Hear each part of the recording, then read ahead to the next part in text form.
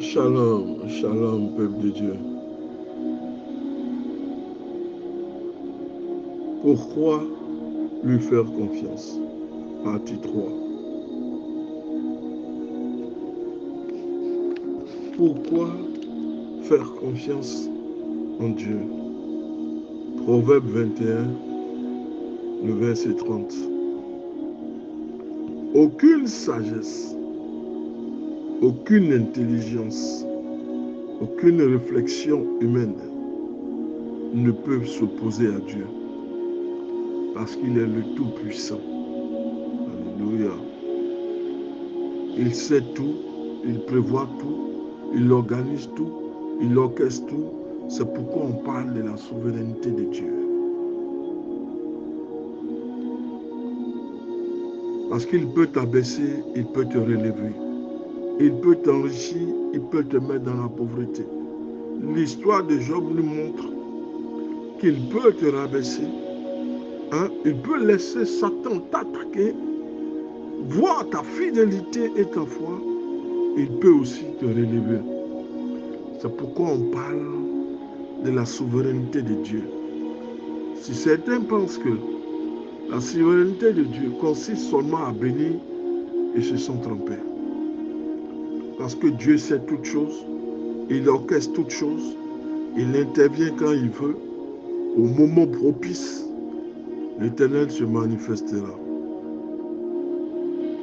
C'est pourquoi nous disons dans Matthieu 10, le verset 29, si la chute d'un moineau n'échappe pas à la perspicacité et surtout à la volonté de Dieu, comment imaginer qu'il en serait de même pour chacun d'entre nous?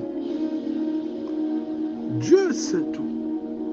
Même le moineau qui est prêt à tomber, il sait tes problèmes, il sait ton vécu, il sait ce qui t'arrive, il sait le complot. Rien ne lui échappe. Même le moineau qui tombe, l'Éternel sait qu'un moineau est tombé aujourd'hui à telle heure, à tel endroit. Car la Bible dit que les choses cachées sont à l'Éternel et les révélations sont pour nous. Donc si Dieu est capable de savoir avec précision là où un moineau est tombé, qu'en serait-il pour nous-mêmes? Ce qui veut dire que Dieu sait toutes choses. Aucun détail de notre existence n'est trop insignifiant à ses yeux. Aucune des circonstances dans lesquelles nous nous trouvons plongés n'est trop difficile pour le Seigneur. C'est nous qui pensons que humainement les choses sont difficiles, c'est vrai. C'est nous qui pensons que de par nos réflexions, nous allons apporter la solution. Mais tant que nous ne sommes pas adossés, appuyés sur l'Éternel, tout ce que nous faisons rentre directement dans le mur. Dieu sait ce qui nous arrive et ce qui se passe. Même si la situation est difficile, tu as échoué 2 fois, 3 fois, 4 fois, l'Éternel sait tout cela. Mais il sait à quel moment il va te bénir, frère. Voir un miracle se réaliser sous nos yeux, c'est vrai, cela atteste de la toute-puissance de Dieu. Que Dieu est la toute-puissance de Dieu, qui est plus facile à concevoir parce que si nous voyons un miracle, nous allons dire que les choses sont faciles et nous allons nous adonner. Nous allons entrer dans la dévotion. Les gens veulent les miracles. C'est vrai, Dieu est un Dieu de miracles. Mais ce que l'Éternel attend surtout, c'est que nous ayons foi en lui. Même qu'il y ait un miracle ou pas, il faut que nous ayons foi. Voir un miracle se réaliser sous nos yeux, c'est vrai, atteste de la toute-puissance de Dieu.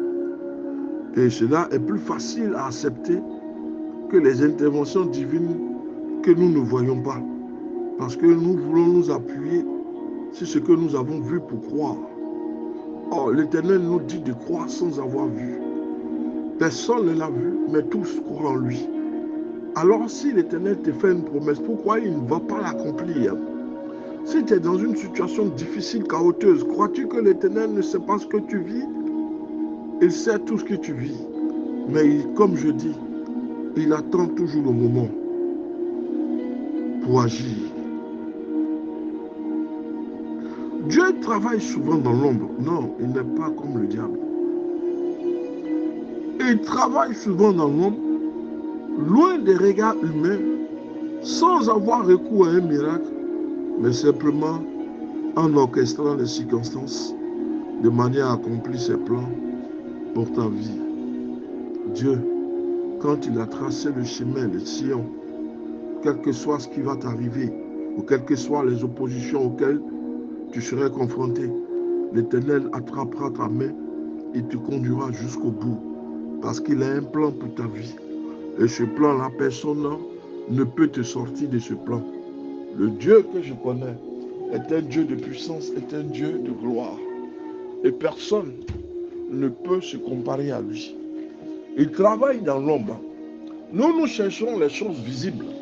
Mais Dieu que nous connaissons est un Dieu qui travaille dans l'ombre, afin que les choses se mettent en place, les circonstances se produisent, se mettent en place pour que tu puisses rentrer dans ta destinée. Ça a été le cas de David et Goliath. Il a fallu cela pour que David connaisse déjà la renommée. Rien ne se fait au hasard avec Dieu. Tout est orchestré, régenté. Tout est bien mis en position pour que l'Éternel se manifeste dans notre vie. Les plans que Dieu fait, le travail, le silence de Dieu n'est pas un oubli. Mais dis-toi que dans le silence, le Seigneur travaille pour toi. Quand le peuple d'Israël, mené par Moïse, se trouva coincé sur le bord de la mer, Dieu opéra une délivrance spectaculaire. Mais ne prenons pas cet exemple comme une manifestation normale de ses interventions. Plutôt le contraire, parce qu'aucun Dieu ne peut ouvrir la mer rouge. Ne disons pas que c'est un miracle banal. Rien n'est banal avec Dieu. Quand nous voyons un tel miracle, nous comprenons la manifestation de la gloire de Dieu. Nous arrivons devant une situation. Il y a un blocus. Les gens nous ont bloqués de toutes parts. Mais dès lors que nous avons foi et que nous crions à l'Éternel, l'Éternel produira toujours un miracle. Ne disons pas que c'est un miracle banal. Parce que Dieu est un Dieu qui produit des miracles tout le temps. L'Éternel n'a pas recours au miracle comme un magicien ferait tous les passe-passe pour amuser la galerie. Jésus refusa ainsi de manifester sa puissance le jour où il fut mis en présence du roi Hérode. Luc 23, le verset 8 à 9. Nous devons prendre plutôt exemple du livre d'Esther. C'est un livre un peu, je ne peux pas dire bizarre, parce que c'est un livre où le nom du Seigneur n'existe pas, n'a jamais été fait mention. Dieu n'a pas besoin de se faire voir pour te bénir. Non. Il veut travailler dans l'ombre, dans le secret, afin que tu sois élevé. Il va mettre les circonstances pour que tu sois béni. C'est ça le travail du Seigneur. Il ne va pas venir se pavaner comme les gens ont l'habitude de le faire. Mais il va travailler dans le secret. Et vous verrez les résultats de la manifestation et la puissance de Dieu. Dieu travaille dans les ténèbres pour toi. Comme je disais tantôt, prenons plutôt l'exemple du livre d'Esther, où le nom de Dieu n'est jamais apparu. Nous voyons comment Dieu agit, en s'appuyant sur des circonstances presque banales pour accomplir ses plans. Alors que Aman prépare pour le lendemain l'exécution de Mardochée, c'est-à-dire avant même le massacre de tous les Juifs. Mais au cours de cette nuit-là, la veille du massacre et au cours de la nuit, le roi n'a pas pu dormir. Le roi n'a pas pu dormir. Parce que il y a quelque chose qui n'allait pas. l'exécution des Juifs et l'exécution des Mardochée. Alors que Aman se prépare pour le lendemain, l'exécution des Mardochée, avant le massacre programmé de tous les Juifs. Au cours de cette nuit, durant cette nuit, le roi souffrait d'insomnie parce qu'il n'arrivait pas à dormir. Quand la main de Dieu est sur vous, ça donne de l'insomnie. Alléluia. À ceux qui veulent du mal, ça leur donne de l'insomnie. Alléluia. Parce qu'ils ne vont jamais atteindre le but qu'ils se sont fixés sur votre vie. La Bible nous dit, aucune sagesse, aucune intelligence, aucune réflexion humaine ne s'oppose à Dieu. Donc ce jour-là, le roi n'a pas pu dormir. Le roi a découvert comment Mardochée l'avait sauvé d'un complot. Il a commencé à lire cette histoire. Parce qu'il se souvient, c'est ce qui a provoqué son insomnie. Parce que l'Esprit de Dieu voulait qu'il se souvienne de ce que Mardochée a agi en sa faveur, en lui donnant une révélation qui lui a sauvé la vie. Et le roi, à son tour, cherchait le moyen d'éviter la mort de Mardochée. Mais la Bible nous dit, ce n'est par aucune intelligence, aucune sagesse, aucune réflexion, mais nous devons laisser Dieu accomplir ses plans et ses desseins dans notre vie. La suite de l'histoire, nous pouvons le lire dans le livre de Esther 6. Réfléchissons à l'action divine pour protéger à la fois Mardochée et l'ensemble des peuples du royaume des Perses.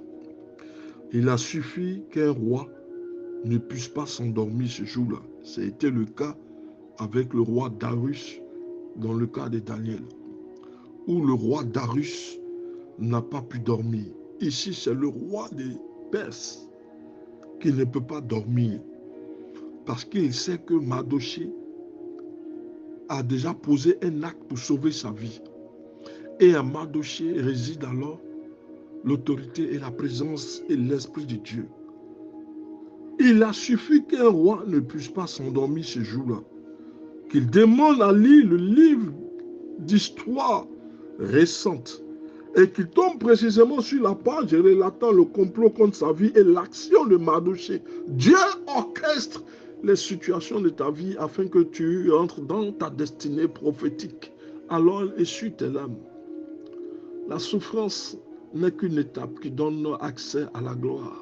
Alléluia.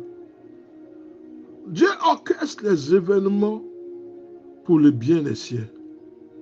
Ce que l'Éternel aime à faire à chaque, c'est-à-dire qu'il veut orchestrer les choses de façon à ce que tu rentres dans tes plans et que tu rentres dans ta destinée. Dieu ne va pas t'abandonner, mais il va mettre en place des plans. Il va orchestrer, il va travailler dans l'ombre pour toi, parce que tu es son bien-aimé, tu es sa bien-aimée. Que Dieu te bénisse.